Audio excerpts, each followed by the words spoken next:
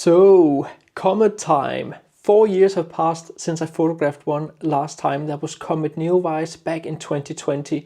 With this new comet, I think I have done my due diligence. I have found a spot that ought to work from the roadside towards a mill. So theoretically, it should be a fairly easy photo to get. I have been wrong before though.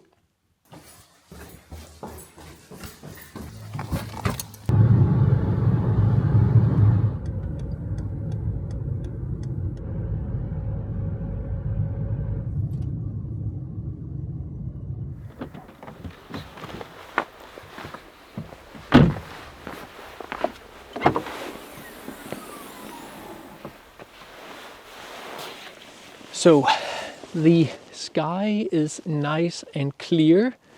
I can see Arcturus, the star, and when I compare it to that one, I have a pretty good indication about where the comet is.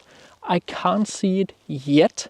It needs to be a little bit darker, but I guess it won't be much more than a few minutes.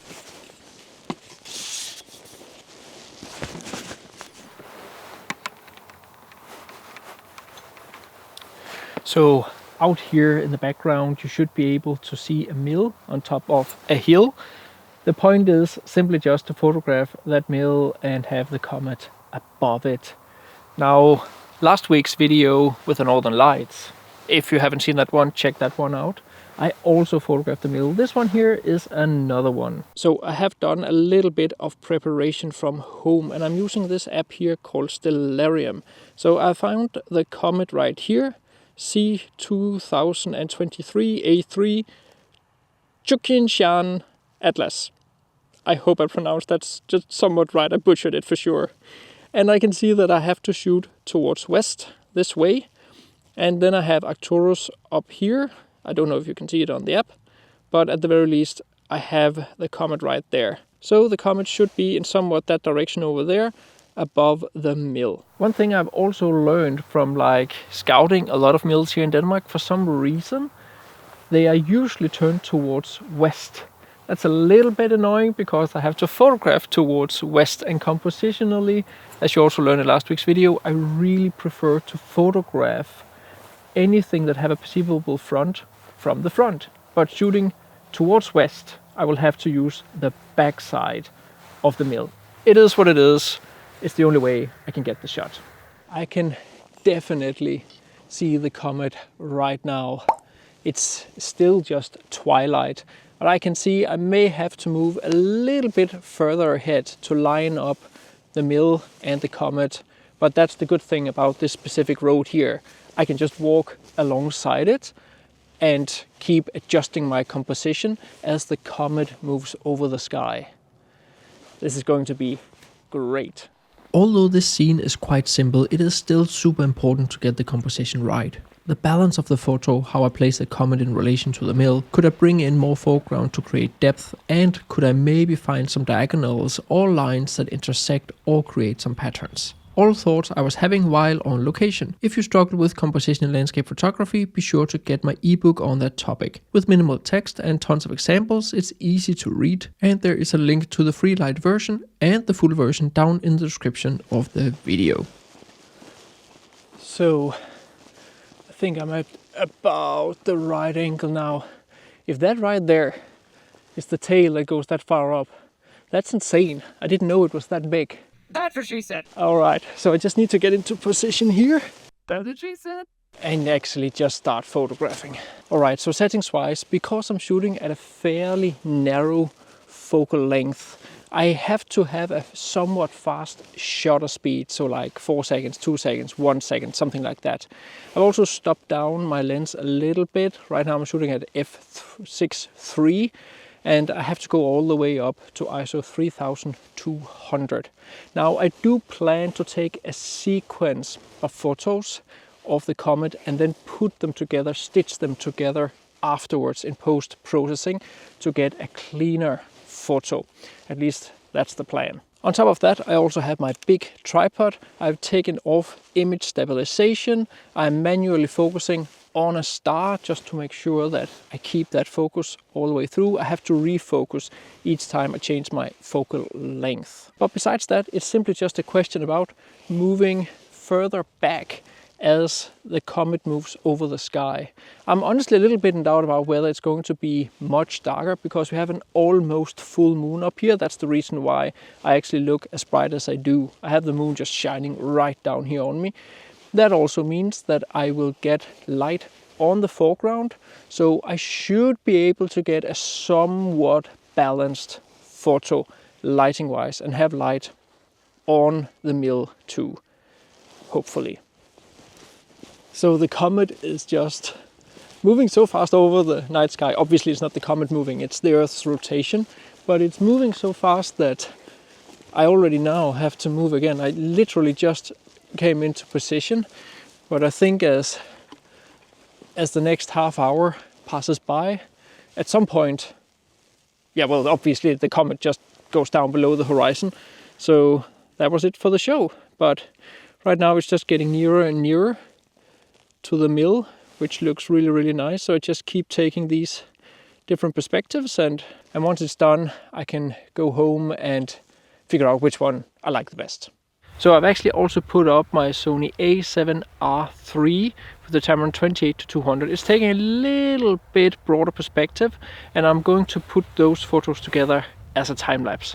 I'm sure that's going to look pretty cool with the comet flying over the mill. And time to move again. Move, move, move, move, move. It's actually quite cool as I look here on the back of my screen, and it is getting a little bit darker overall the sky right now, is that I can start seeing the tail that is actually pointed towards the sun. Now I cannot explain the physics of that right here, but it looks really cool. So you have like the main tail that is, I think, in the direction that it's actually flying. So the main tail is flying away from the sun, it's being blown away from the sun. And then there's another tail that, yeah, again, I cannot really explain the physics of it, but it looks cool. But yeah, I'll show you the final photo in just a moment. Compositionally, I've actually figured out something that is a little bit funny that I quite like, is that even though I'm photographing the mill from behind, which I generally do not like, at the very least, the mill is turned right now in the direction of the comet. So it kind of looks as if the mill is looking at the comet. It's so nice just shooting like this, because back in 2020 when I was photographing Neowise, I had so many ideas about what I wanted to do with those photos, and it kind of stressed me out a tiny bit back then. However, because I actually succeeded in getting the photos that I wanted back then with little me in front of the comet, I can chill a little bit more with this comet here and just find different interesting foregrounds. Now, I'm not like into deep sky astrophotography. I am a landscape photographer who tries to put whatever is in the sky into my landscapes. So I'm not doing all the super crazy stuff with taking hundreds of frames and dark frames and all sorts of that stuff. I'll let the astrophotographers do that. But right now it's just really nice to not run around like crazy, as I also did in last week's video with the Northern Lights, but just take it in and for once work a little bit slow.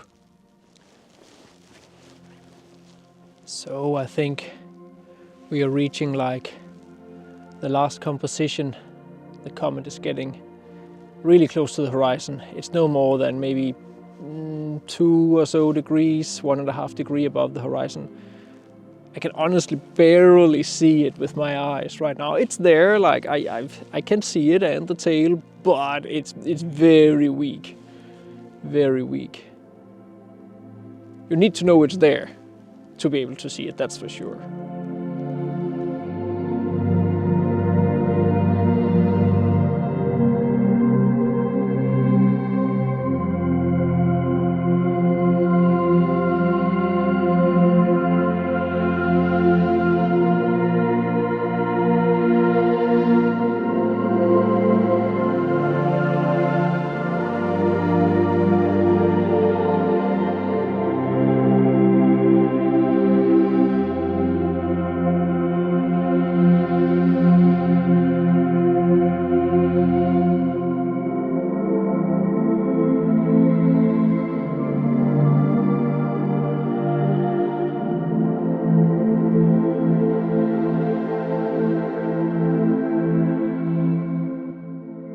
So the comet is almost at the horizon, and you've already seen the photos. I'm looking forward to seeing it myself. Let's see if I'm heading out to get another shot tomorrow evening, or maybe the evening after. I actually did, and I decided going back to the same location where luckily the mill had now turned 180 degrees and I could now photograph it from the front. The moon seemed a bit brighter and there were a few more clouds, but nothing that ruined the photo. This time I also brought my 85mm f1.8. This allowed me to collect a bit more light, thereby reducing the ISO and noise levels.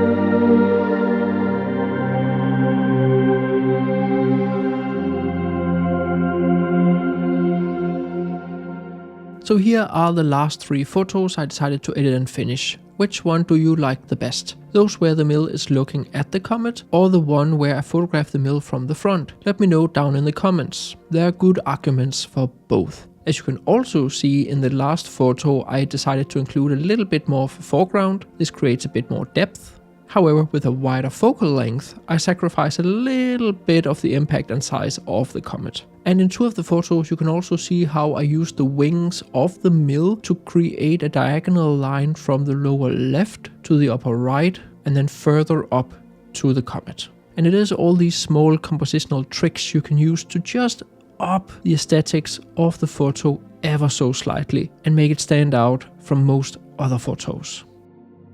I have actually just added an entire new tutorial where I edit one of these comet photos from start to finish completely free of charge for those of you who have already enrolled in my post-processing course. This of course includes how I stacked the photo with the time-lapse photos I took in the field to vastly reduce the noise, and how I blended the photos together to get both a sharp sky and a sharp foreground.